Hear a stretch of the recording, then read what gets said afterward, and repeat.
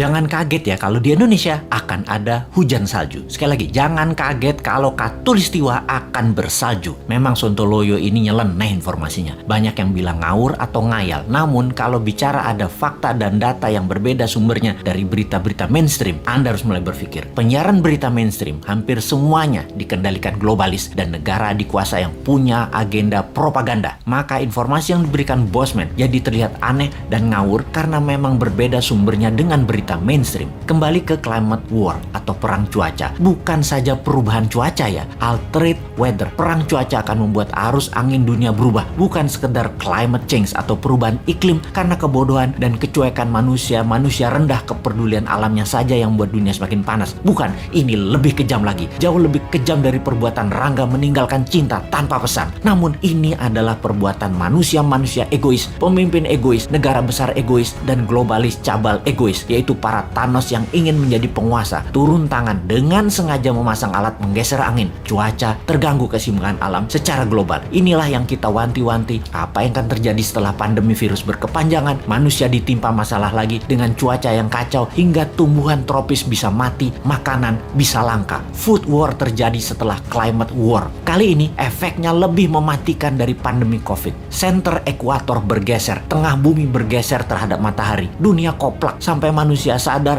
bahwa kita punya common enemy atau musuh bersama, yaitu alam yang tidak dipelihara. Seperti tubuh manusia tidak dipelihara di usia senja, berbagai penyakit dideritanya. Ternyata sahabat, ada fakta lain kalau kita ingin membalik semua keadaan tersebut. Banyak buktinya. Misalnya, ada seseorang di usia 65 tahun baru mulai hidup sehat. Di usia 80 tahun usia biologisnya, tetapi body age-nya seperti orang berumur 30 tahunan karena dirawat dengan baik walaupun mulainya dari umur 65. Dia makan sehat, olahraga, dan lain sejenisnya. Sekali, padahal selama 65 tahun hidupnya berantakan, namun ketika diputuskan berubah 180 derajat, balik arah, semua bisa jadi muda lagi, sehat lagi. Dunia pun sama. Selama ini dunia tidak dirawat oleh manusia, maka penyakit bumi itu banyak. Hal inilah yang membuat bumi menua dengan cepat dan menjadi renta. Tapi bukan tidak bisa disembuhkan. Bisa, selama kita semua sepakat berjuang memperbaiki. Indonesia di tahun 2045 adalah pemimpin yang akan memimpin perbaikan alam dunia ini semua. Untuk itu, New Mind selama 24 tahun ke depan hingga tahun 2045 akan pegang kendali utuh, menyelesaikan masalah dalam negeri dan luar negeri, menyetop kegilaan Amerika dan Tiongkok, serta menyetop globalis cabal. Ini bukan impian kosong. Ini mungkin impian segelintir orang awalnya. Namun, ketika 1 juta orang percaya, akan jadi collective belief. Ketika 10 juta orang pertama, kekuatan keyakinan makin besar. Dan ketika 100 juta orang percaya, maka Indonesia akan bergetar. Ketika 270 juta orang Indonesia percaya, Indonesia menang. Dan ketika 1 miliar manusia percaya, dunia semakin sehat. Ketika 5 miliar manusia sepakat, maka dunia damai selamanya. Saat ini, silahkan kalian percaya dengan pejabat yang mendukung penyedot nikel dari tanah air tercinta ini hingga 3 tahun ke depan, supaya musnah cadangan nikelnya. Silahkan dukung. Tapi kalau mau Indonesia baru,